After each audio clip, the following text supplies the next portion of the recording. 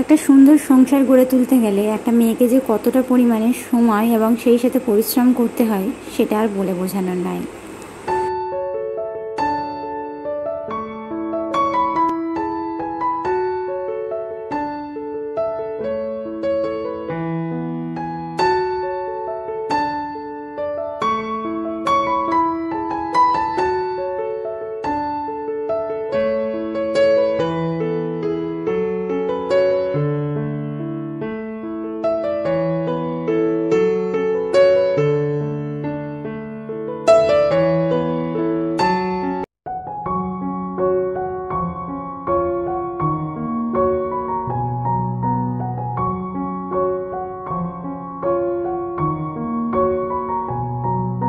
আসসালামু আলাইকুম, আমার চ্যানেলে তোমাদের সবাইকে আরও একবার ওয়েলকাম জানিয়ে আজকের ভিডিওটি শুরু করছি। কাছে এবং দূরে যে যেখান থেকে আমার ভিডিওটি দেখছো, আশা করছি আল্লাহ তাআলার অশেষ রহমতে সবাই খুব ভালো আছো। আলহামদুলিল্লাহ, আমরাও অনেক ভালো আছি।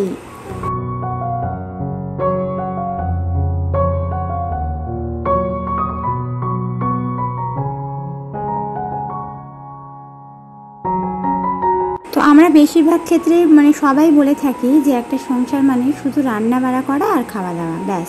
আর একটা যদি বাচ্চা কাচ্চা থাকে তাহলে সেই বাচ্চাকে সামলানো। আদৌ কি সেই জিনিসটা? আমরা যারা গৃহিণীরা তারাই জানি যে একটা সংসারের পিছনে কতটা পরিমাণে সময় আর পরিশ্রম ব্যয় করতে হয়। আসলে ব্যাপারটা হচ্ছে আমরা শুধুই মনে করি, বেশিরভাগ ক্ষেত্রে শোনা যায় যে তুমি সারাদিন ঘরে শুয়ে বসে কী আর করো, শুধু রান্না বাড়া করা, খাওয়া দাওয়া করা, থালা বাটি ধোয়া, কাপড় ধোয়া, ব্যাস। আর বাচ্চা থাকলে তো বাচ্চাকে সামলানো, এর থেকে বেশি তো আমরা যেন কিছু বুঝিই না।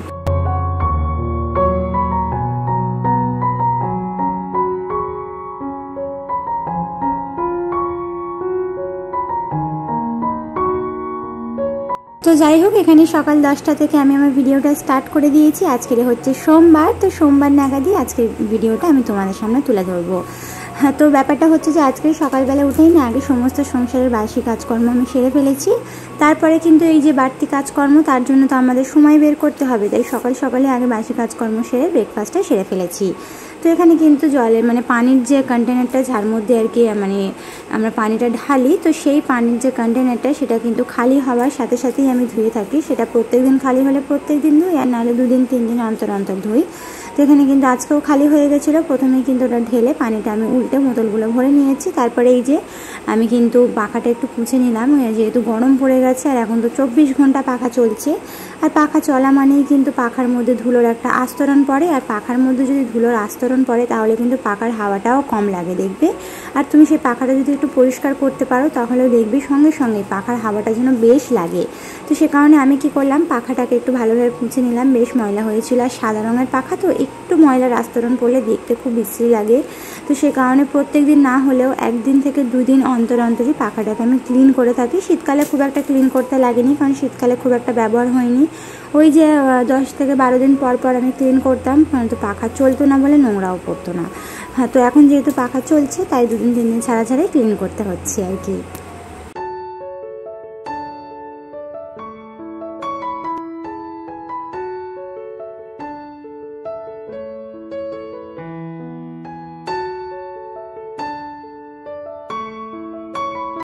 তো এবারে কিন্তু একটু শোকেসটা মোছামুছি করে নিচ্ছি। রান্নাবান্নার ঝামেলার আজকের আমার নেই, মা ওখানে রান্নাবান্না করছেন আর মেয়ে খেলা করছে। তো ভাবলাম এই যে শোকেসটা অনেকদিন থেকেই ভাবছি একটু লুকটা চেঞ্জ করব, সবসময় একই রকম দেখতে ভালো লাগে না। তো মাঝে মধ্যে একটু অন্যরকমভাবে উল্টে পাল্টে করলে দেখতেও ভালো লাগে, আর সবসময় মনে হয় যে একঘেয়েমিটা নেই। তো সে কারণে ভাবলাম যেহেতু বাড়তি সময় পেয়েছি, তো সময়টা নষ্ট না করে এখানটা একটু ক্লিন করে নেওয়া যাক। যেহেতু আমি না একবারে সব কাজ করি না, জানো তো।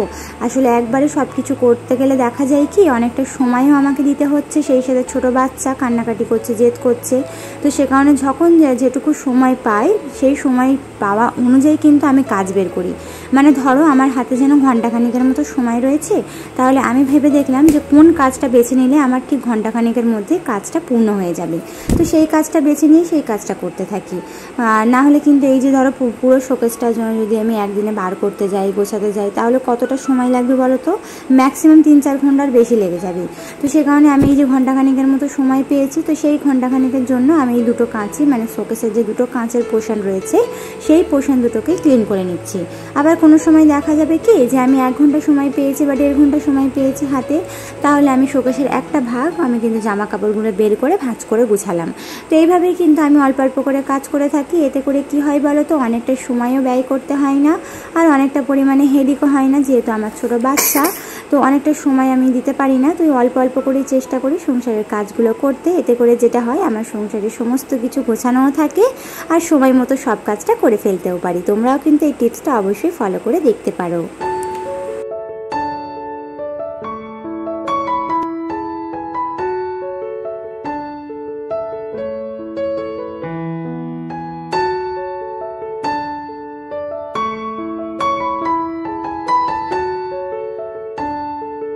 প্রথমেই শোকেসের যে জিনিসগুলো সাজানো ছিল সেগুলোকে আমি বার করে নিয়েছি, নিয়ে কিন্তু এগুলো একটু হালকা করে পুছে নিচ্ছি, যেহেতু এর মধ্যে ধুলো খুব একটা পড়ে না, হালকা ফুলকা পড়ে, যেহেতু কাঁচটা লাগানো থাকে, কাঁচে বেশি ধুলো পড়ে।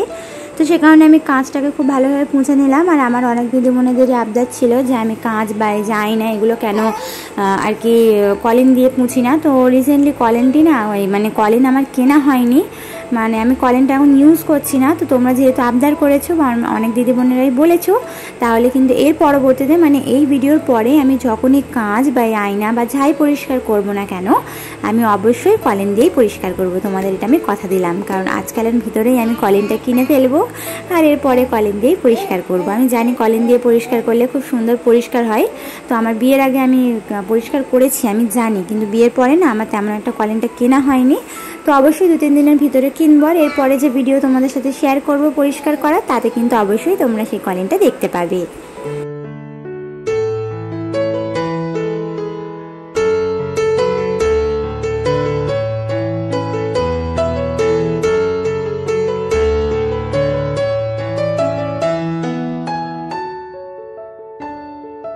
তো যেই ভিডিওটা প্রত্যেক ভিডিওর মধ্যে না বললেই নয়, যেই দিদিবোনেরা আমার চ্যানেলের মধ্যে নতুন এসেছো, আমাকে প্রথমবার দেখছো, আমার ভিডিও দেখতে তোমাদের যদি একটুও ভালো লেগে থাকে আর তোমরা যদি চাও আমি ইউটিউবে একটু এগিয়ে যাই, তাহলে অবশ্যই আমার চ্যানেলটিকে সাবস্ক্রাইব করে বেল আইকনটা প্রেস করে দেবে। এতে করে যেটা হবে, আমার ভিডিও ছাড়া মাত্রই তোমাদের কাছে নোটিফিকেশনটা পৌঁছে যাবে। আর যারা অলরেডি কাজটা করে দিয়েছো তাদেরকে অসংখ্য ধন্যবাদ।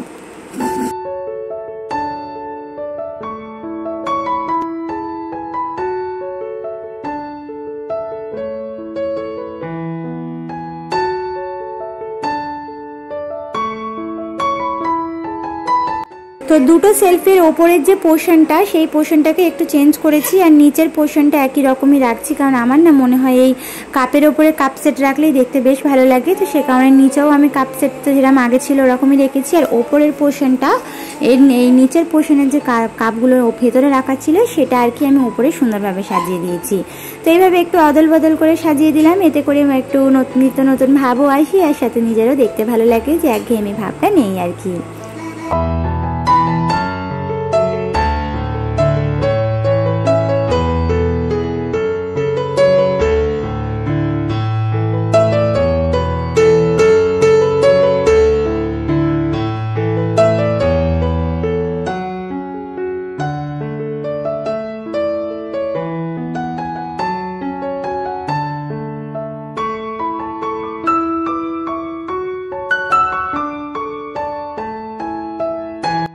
তো শোকেসটা গুছিয়ে নেওয়ার পর মেয়েকে গোসল করে খাইয়েছি, ঘরদোর পোঁছাপুছি করেছি, দুপুরে খাওয়া দাওয়া কমপ্লিট করেছি, সাথে একটু বিশ্রামও করেছি। আর এইবার চলে এসেছি সন্ধেবেলা। আসলে দুপুরের পর মানে খাওয়া দাওয়া করে উঠে যখন আমি শুই, তখন কিন্তু ভিডিওর এডিটিংয়ের অর্ধেক কাজ আমি কমপ্লিট করে ফেলি, আর তারপরে অর্ধেকটা কাজ আমি বাকি রেখে দিই, মানে ভয়েস দেওয়াটা বাকি রাখি। তারপরে সন্ধেবেলায় চা খাবার পরে বা একটু হালকা ফুলকা নাস্তা করার পরে এই ঘন্টাখানেক থেকে 2 ঘন্টার মতো, এই ধরো 6:30 থেকে 8:30 বা 9:30 পর্যন্ত আমি কি করি, এই যে আমি পুঁতি টাকার কাজ নিয়েছিলাম না, যারা আমার রেগুলার ভিউয়ার্স তারা কিন্তু জানো, তো সেই পুঁতি টাকার কাজটা আমি করি এই সন্ধে নাগাদ। সকাল দিকে যখন একটু সময় পাই তখন একটু 1-1.5 ঘন্টা করি, আর সন্ধেবেলা এই 1-1.5 ঘন্টা থেকে 2 ঘন্টার মতো এই কাজটা করি। তো সে কারণে যেহেতু তাড়াহুড়ো করে করি বলে তোমাদের সাথে শেয়ার করা হয় না, তো এই কাজটা আবার রিসেন্টলি নিয়েছি। এর আগে কিন্তু অনেকগুলো কাজ আমার অলরেডি হয়ে গেছে, তবে তোমাদের সাথে শেয়ার করা হয়নি। তবে ভাবলাম যে আজকের একটু হাতে সময় রয়েছে তো শেয়ার করা যাক। তো এই কাজটাও আমি নিয়েছি। তো এটা আমাকে 1000 পিস দিয়েছে, মানে যখন যেরকম কাজ আসে আর কি। তো এটা 1000 পিস ছিল। তো 1000 পিসই আমাকে দিয়েছিল, যার মধ্যে 600 কাজ আমি অলরেডি কমপ্লিট করে দিয়ে দিয়েছি, বাকি 400 বাকি আছে। তো সেটাই আর কি আজকে ফিনিশ করব। তো তার মধ্যে আর মাত্র 25টা বাকি আছে, তো ভাবলাম তার থেকে একটা তোমাদের সাথে শেয়ার করা যাক।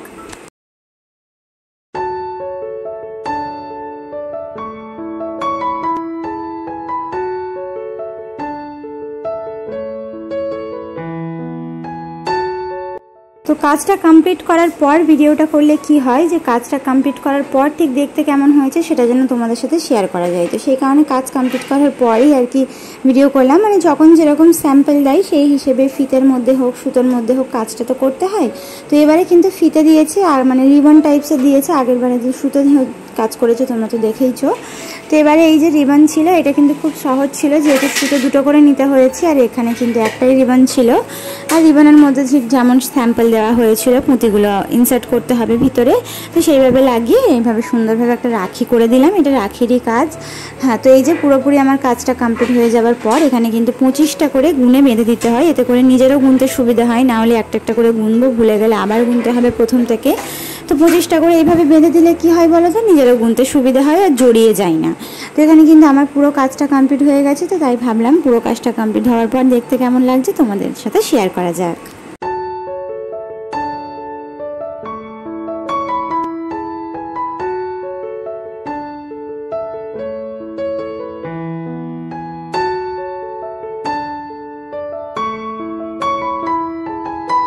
তো ভিডিওটা দেখতে দেখতে ভিডিওর কোনো অংশ তোমাদের কাছে যদি একটু ভালো লেগে থাকে তাহলে অনুরোধ করব অবশ্যই একটা লাইক করে দেবে। তোমাদের একটা লাইক পরবর্তীতে এই ভিডিওটা আমার অনেক দিদি বোনেদের কাছে পৌঁছে যেতে সাহায্য করবে।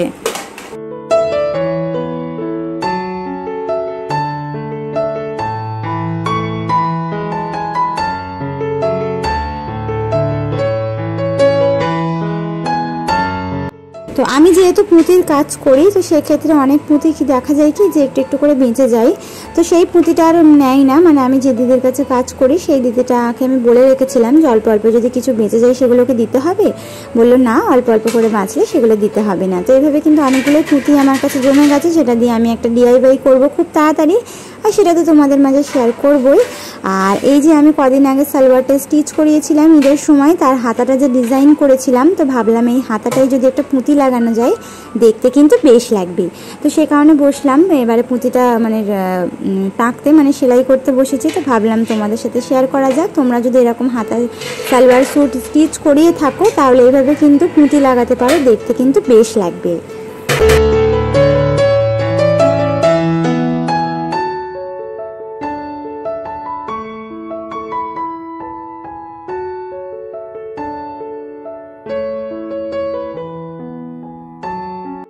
বড় সাইজের আমার কাছে পুঁতি ছিল এরকমভাবে, তো এই পুঁতিটা কিন্তু আমি নিয়ে এভাবে কিন্তু সুই দিয়ে সুতো দিয়ে স্টিচ করে দিচ্ছি। আটা হলে কি বলতো পানি লাগলে ধোয়াধুয়ি করলে উঠে যেতে পারে, তাই সেলাই করে নেওয়াটাই বেস্ট হবে। এটা কিন্তু একেবারে সেট হয়ে থাকবে, কোনো সমস্যা হবে না।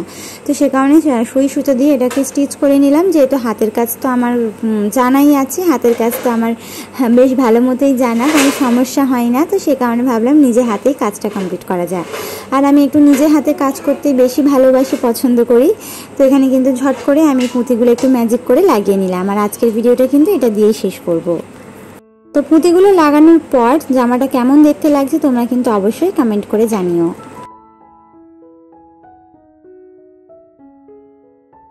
আজকের ভিডিওটা এ পর্যন্তই ছিল। আশা করছি পরবর্তী ভিডিও পর্যন্ত তোমরা সবাই সুস্থ থাকবে, ভালো থাকবে। আল্লাহ হাফিজ, আসসালামু আলাইকুম।